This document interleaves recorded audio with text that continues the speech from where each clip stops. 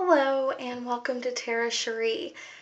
Today we're going to actually be talking to you about honoring in the workplace and honoring relationships and those around you. Now we all know that there are certain seasons or certain people that we're asked to work with in our lives. And sometimes they may not really be our favorite person to work with. I mean, when I say that, they may not always be the most encouraging, or your personality is just a little bit different than theirs, or for whatever reason it's just you don't sense a good vibe off the bat. These kind of situations happen. You're going to work with all different kinds of people. It doesn't really matter where you go. It's going to be pretty consistent across the board, but there are several things that you can do that are really going to be beneficial. And the first thing that you can do is, even if that person is choosing not to honor you, they may actually be kind of sharp with their words, but you know what? Just remember one thing. It's because those people are wounded and they're hurting. And really what they're asking you to do is to pray for them. Because you know what? They need it, believe it or not, more than you. You may definitely think you need prayer. You probably do need some prayer. We all need prayer. I don't know one person that actually doesn't need prayer at some point. But the point is that you actually pray for them. That you guard your tongue from what you say, because you don't want to burn a bridge with somebody. You want to bridge the gap. You want to meet them where they're at. And who knows, maybe you remind them of somebody that really wounded them, and so they're just lashing out and they don't know how to handle the situation. And they're giving it the best shot that they know how, which may not really be good to you in your eyes, but don't judge them. You don't know the situation that they're in. You don't know how much adversity they've gone through or what it's taken for them to get to this point and overcoming. And so the best thing that you can do is just to honor and to respect them. And that means not gossiping. We don't talk negatively about other people. You know what happens when you speak a negative word? That actually has the potential to take root in your life and theirs. And the words that you use are powerful because they're weaponry. And if you're speaking negativity over someone, you're locking you and them into bondage. And that leaves room for strife, for negative feelings, for tension, for adversity, and there's a bunch of doors opening in your life that you really didn't want opening, and all because of a few nasty choice words that you said. Not only that, but it doesn't really look very ethical or very professional on your behalf, and it certainly doesn't build people up. So that person that's hurting, find one encouraging thing to say to them.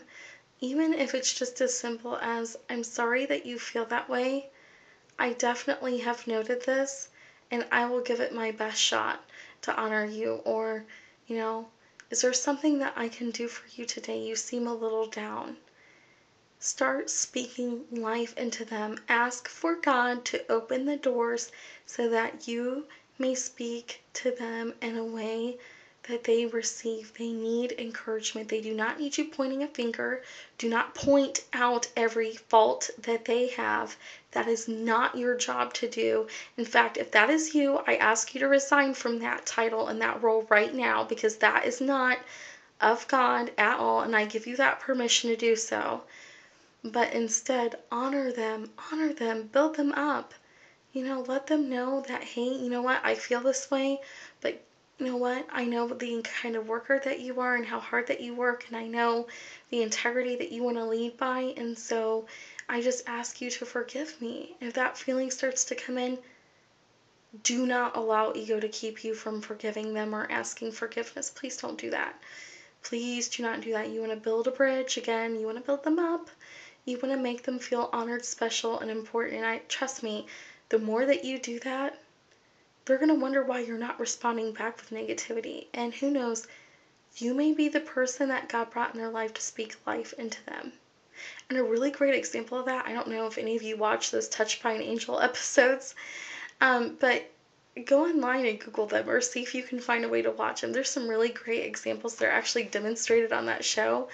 I love that show. And, they were constantly building people up that were, having real life issues.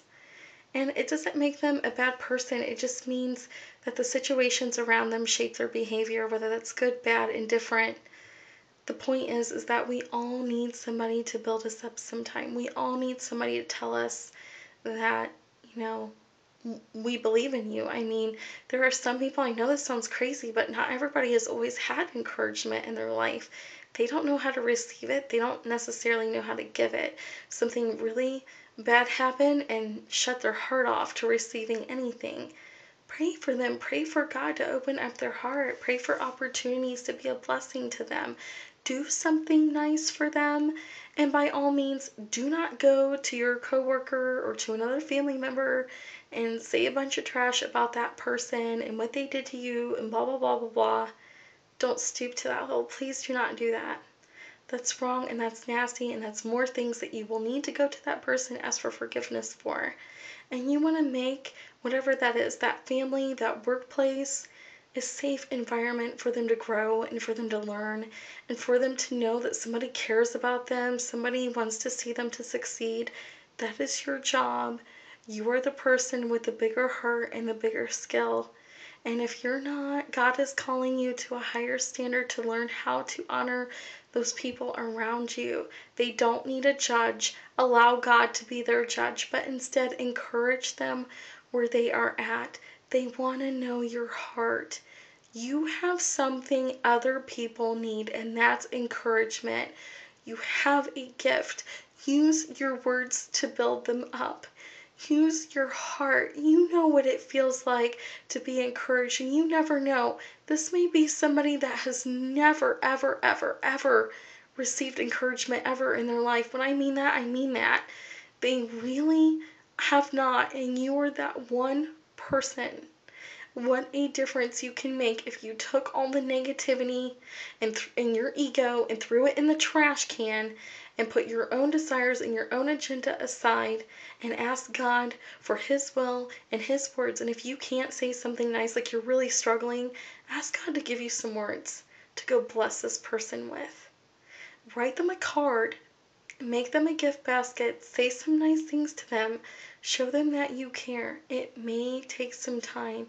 Allow God to work it out. It is not up to you to determine that time frame. But you can use your words. You can use who you are to build others up in a really positive way. You're called to change, and God wants to bless you with influence with people. But you have to know how to deal with the easy people to talk with, people that are like yourself. But you're going to also have to learn to talk with people that you would not normally hang out with, that normally aren't your type of people, may not be the same skin color you are, may not have the same personality as you, may not dress the same way as you. But you know what? It really doesn't matter. It's time that we all unify, because we all have one thing in common, and that's God. And it's the fact that we all want to feel special, valued, and important. And even if they don't believe in God, you might believe in God. You might. And if you don't, then that's okay. Whatever that looks like, you can still build somebody up and encourage them. They may believe in a higher power, it may be something totally different. Whatever the case, encouragement, it's still the same principles. You still want to make sure that you're building them up and that you're giving it your all and you're giving it your best, because you have no idea how profound this will be. You're still called to make a big difference in other people's lives, and it's to be entrusted with more in your life. And it's not about your performance, but it is about your heart and how you're willing to serve others. Are you willing to step up and serve other people? Are you willing to get out of the way of yourself in a situation that's uncomfortable in order to bring about change? Are you willing to say that enough is enough and to love on that person even when they're intolerable and are not able to love on themselves? That's where you're called to give them that encouragement and to build them back up.